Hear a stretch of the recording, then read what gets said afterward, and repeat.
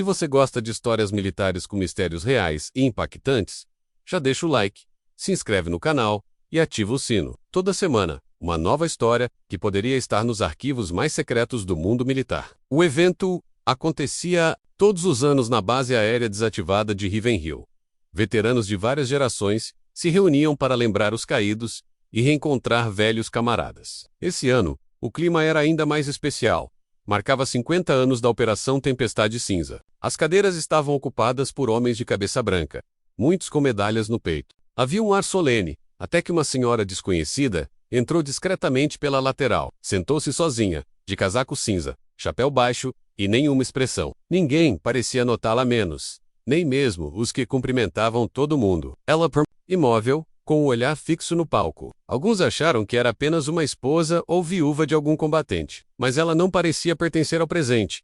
Parecia ter voltado de um passado esquecido. General aposentado Alan começou seu discurso, homenageando heróis da guerra esquecida. Falou de bravura, de perdas e de uma missão que poucos lembravam com clareza. Mencionou nomes conhecidos, mas também citou aqueles que foram apagados dos registros. A senhora então abaixou lentamente o olhar, como se aquilo fosse dirigido a ela. Um sargento ao lado comentou em voz baixa: "Essa história da Tempestade Cinza sempre foi mal contada." E o outro respondeu: "Tinha uma lenda de que uma mulher salvou uma tropa inteira, mas ninguém a viu depois." Os boatos voltavam sempre nos encontros, mas eram sempre tratados como mitos. Alan continuava o seu discurso, mas parecia desconcentrado, olhando discretamente para a plateia. Seus olhos pararam por um instante na mulher de cinza, e algo em seu semblante mudou menos, como se tivesse acabado de ver um fantasma.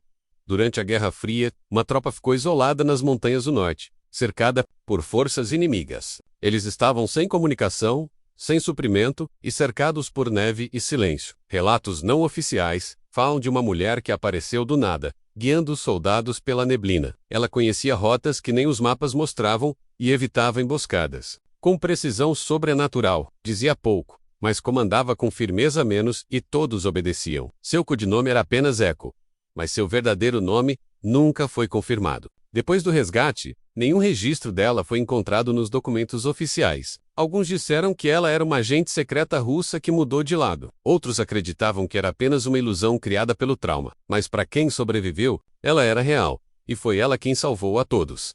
Após o evento, um jovem cadete curioso foi até os arquivos da base desativada. Lá, encontrou caixas empoeiradas com registros da Operação Tempestade Cinza. Mas muitas páginas estavam rasgadas, censuradas ou com trechos apagados à caneta preta. Entre os papéis restantes, uma foto chamava atenção. Soldados ao lado de uma figura borrada. Era impossível ver o rosto da mulher na imagem, mas sua postura era imponente. Um nome codificado aparecia no verso I. Seu Oeste. Classe vermelha. Classificação Ultra. O cadete levou a imagem ao general Alan, esperando apenas uma explicação técnica. Mas o general empalideceu ao vê-la, deixando cair o copo de café que segurava. Ele tocou na imagem com os dedos tremendo e disse: "Ela está viva." E então, olhou pela janela, em direção ao salão, onde a senhora de cinza ainda estava, sentada.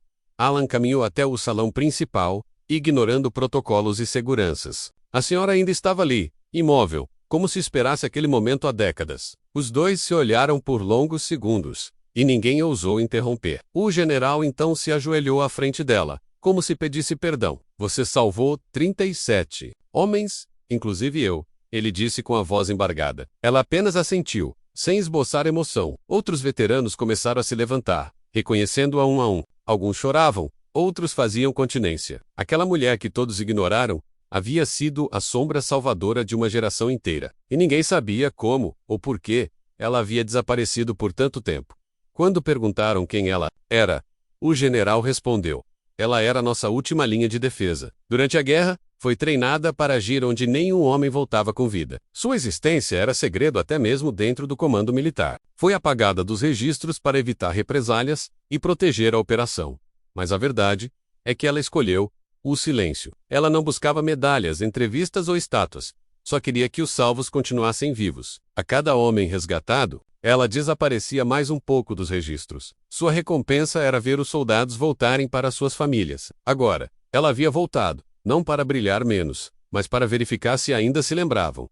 E aquele reencontro mostrou que sim, Algans jamais esqueceram. O comandante da base propôs entregar a ela uma medalha de honra. Mas ao anunciar isso no palco, ela levantou a mão, recusando. Disse com voz baixa, porém firme: "O que fiz? Fiz por eles, não por mim." O auditório inteiro ficou em silêncio, ouvindo suas primeiras palavras em décadas. Ela contou, apenas, uma história de como guiou os homens pela neve, usando estrelas. Relatou o frio, o medo e os gritos, e a dor de ver alguns ficarem para trás. Mas disse que nunca tirou a vida de ninguém. Só salvou. Ela foi uma combatente da paz em meio à destruição. A medalha então foi colocada aos seus pés, por um soldado que ela havia salvado. E todos aplaudiram, não por heroísmo menos mas por humanidade. Um documento foi entregue ao general, vindo de um agente aposentado da inteligência. Falava de uma operação paralela à Tempestade Cinza, chamada Sombra Branca. Era um programa que treinava soldados sem identidade, para agir como fantasmas. Sarjeta, silêncio. Sobrevivência menos. Essas eram as 3 regras. Untrained, os agentes, apenas uma concluiu o treinamento completo. Ela, a mulher sem nome, sem registro, sem rosto, desapareceu logo após a missão, como previsto no protocolo. Mas segundo o agente, ela continuou operando sozinha por conta própria, por anos, salvando, desviando rotas, plantando sinais falsos para confundir o inimigo. Sua guerra nunca acabou. Ela só parou quando os soldados estavam seguros.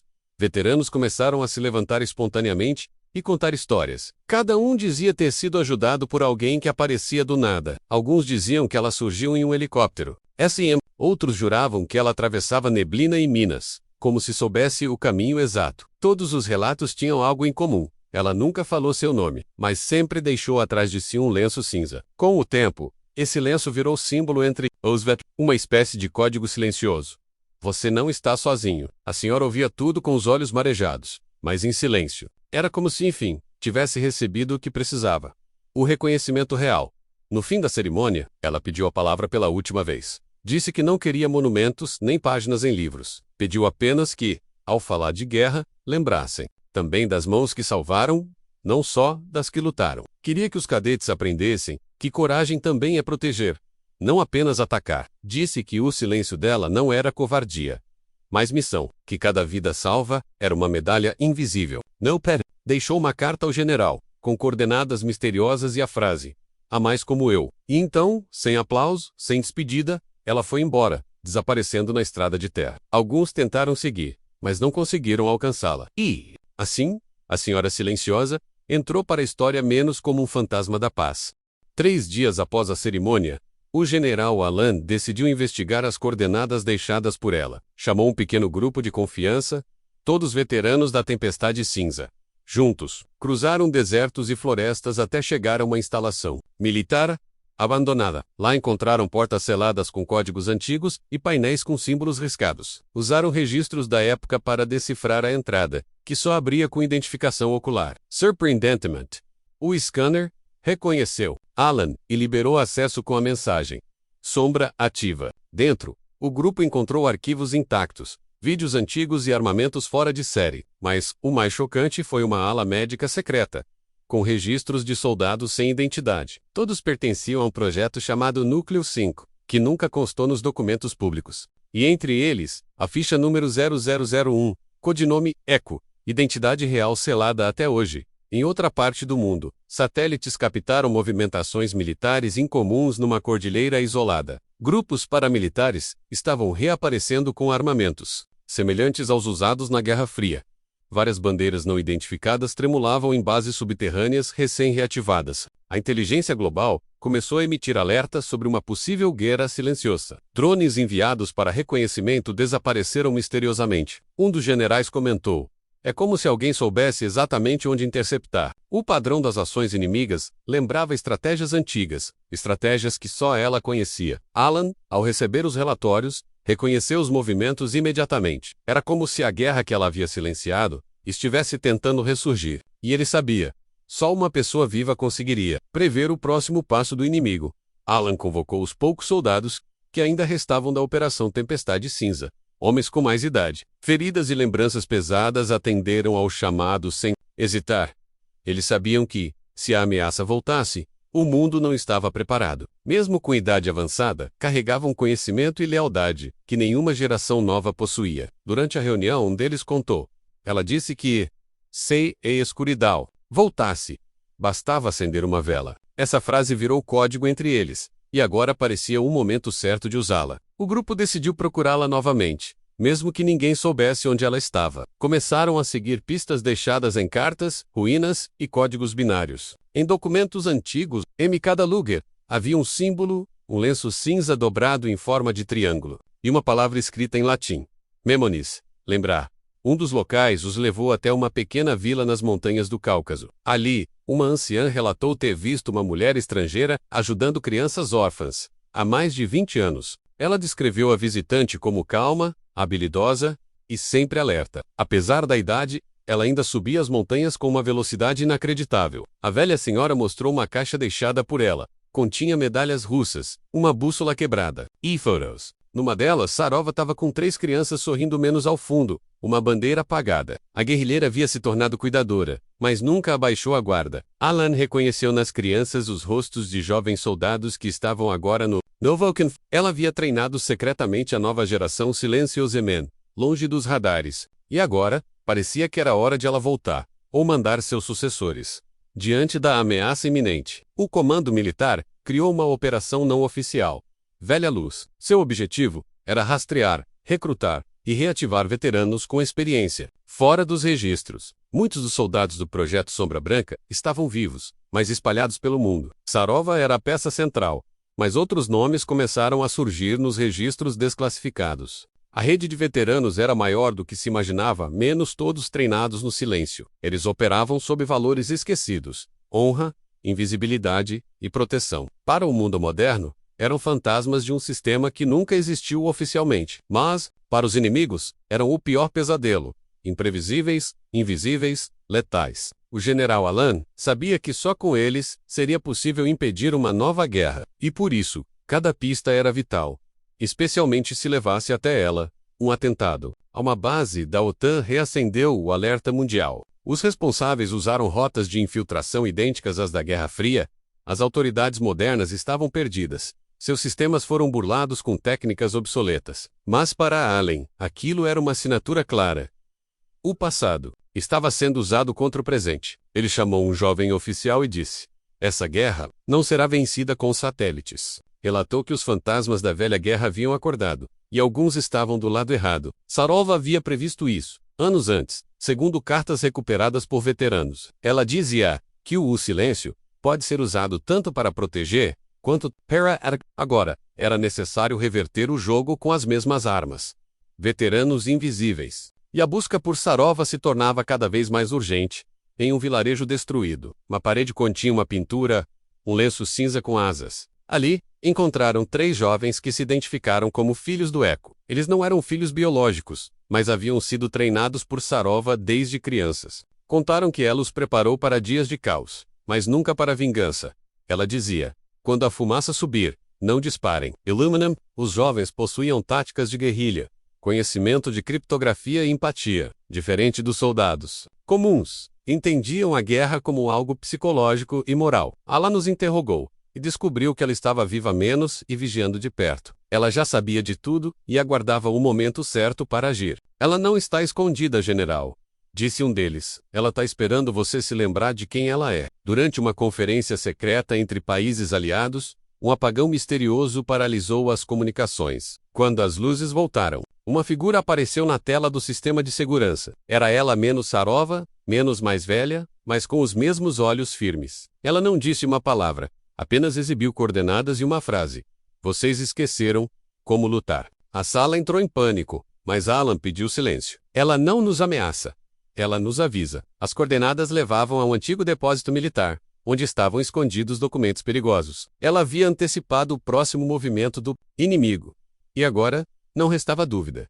Sarova estava de volta, mas a pergunta era: por quanto tempo ela aceitaria apenas observar? Alan convocou uma reunião global, com os veteranos que haviam sido localizados. Chamou o grupo de homens de cinza, em homenagem ao símbolo deixado por Sarova. Esses ex-combatentes não pertenciam a nenhuma bandeira, mas todos deviam suas vidas a ela. A missão era clara: impedir que o passado fosse usado como arma. Muitos tinham sequelas, mas também experiência que as novas gerações jamais aprenderam. Alguns estavam em cadeiras de rodas, outros com próteses, mas todos com o mesmo brilho nos olhos. Somos velhos demais para lutar, disse um, mas ainda sabemos como vencer. E então, cada um recebeu um novo lenço cinza, menos símbolo da resistência silenciosa. Eles não seriam celebrados nos jornais, nem teriam estátuas, mas seriam os responsáveis por impedir que o mundo voltasse a se apagar.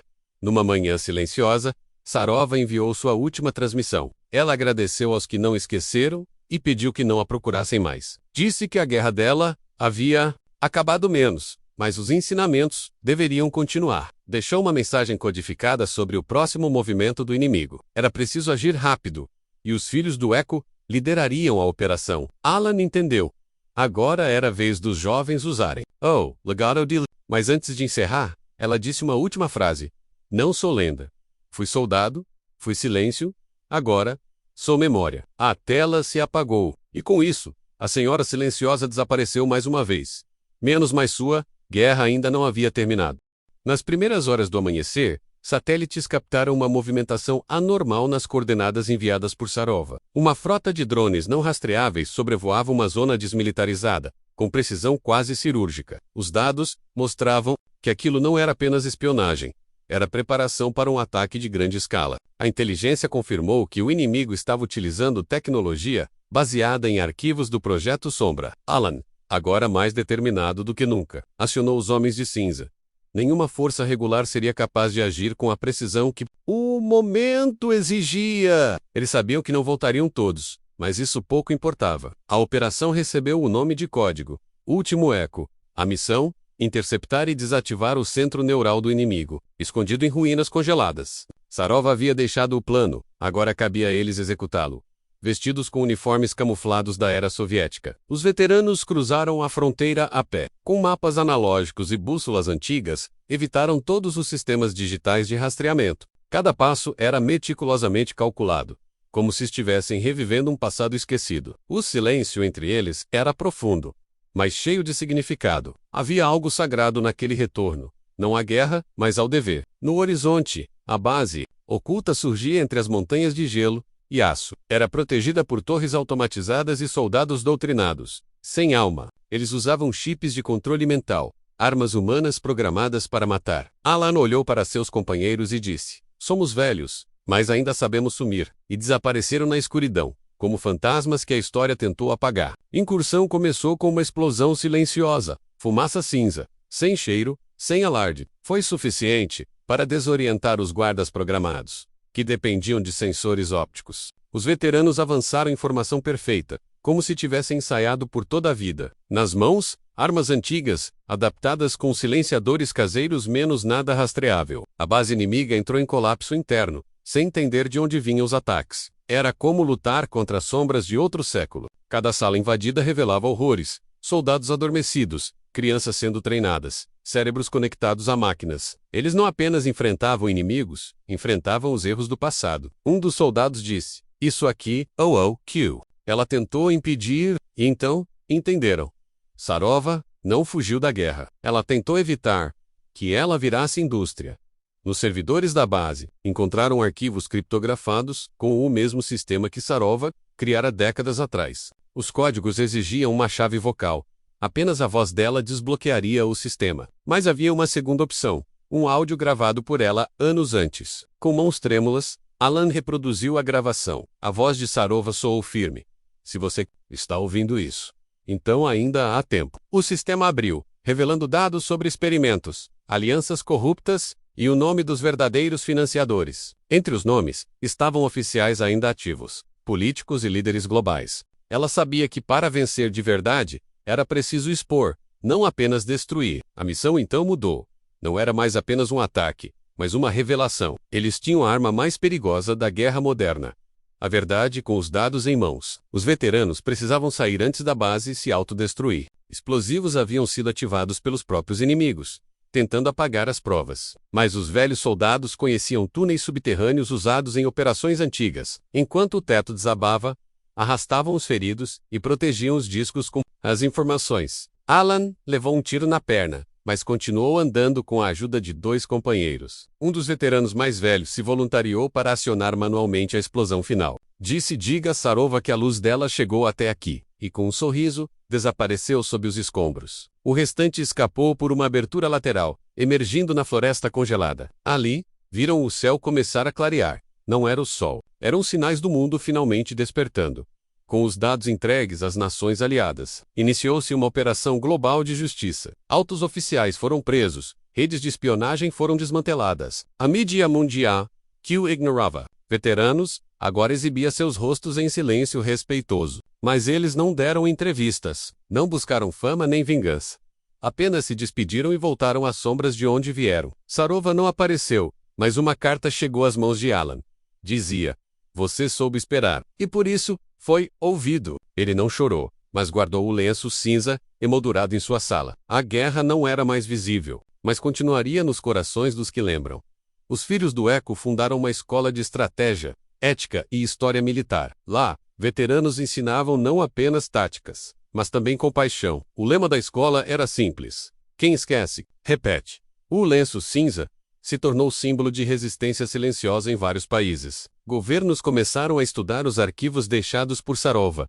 Agora, liberados, ela previu não apenas a guerra, mas os erros do pós-guerra. Sua mente era uma biblioteca viva, e seus ensinamentos viraram doutrina. Alan visitava a escola todos os anos, mesmo de cadeira de rodas.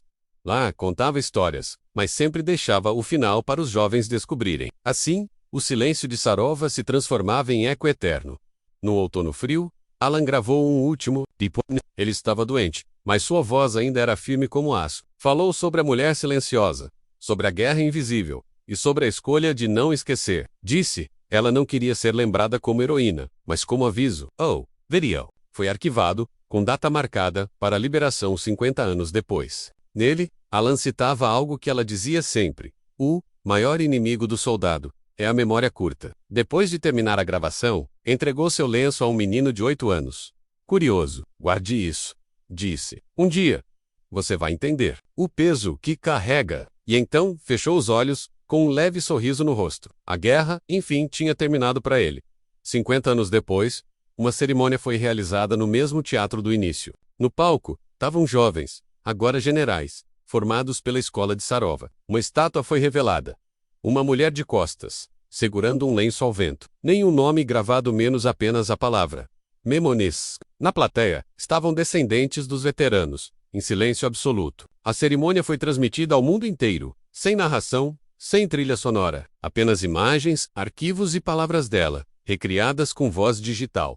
Se lembrar dói, é porque importa. E todos sabiam. Aquela estátua não era homenagem, era um aviso eterno. A história da Senhora Silenciosa não terminou ali. Em zonas de conflito, jovens soldados deixavam lenços cinza nas portas de escolas. Em protestos por justiça, veteranos levantavam bandeiras com símbolos apagados. O mundo havia mudado, mas o silêncio dela continuava ecoando. Não como grito, mas como presença. Livros foram escritos, documentários produzidos, mas nenhum capturou o que ela realmente foi, porque Sarova nunca quis ser contada, menos apenas lembrada. O general Alan foi enterrado ao lado dos outros homens de cinza. E na pedra, apenas 2 palavras. Ela viu primeiro.